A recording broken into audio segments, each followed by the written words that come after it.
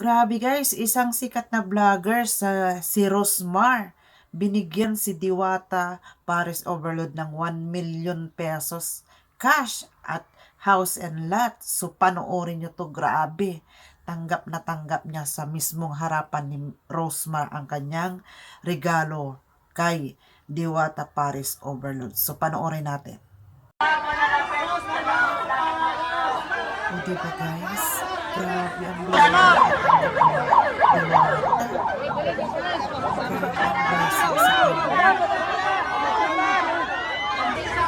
sa kanya. Bigyan niyo lang po kami ng daan.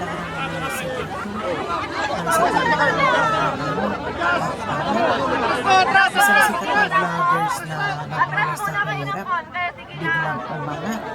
So, isa ko na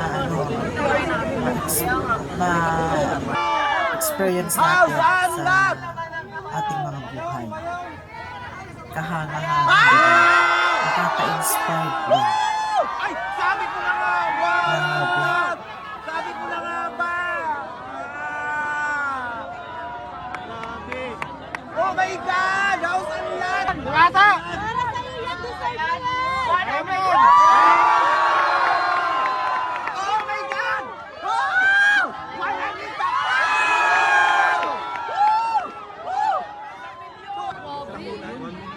1 million na! 1 million!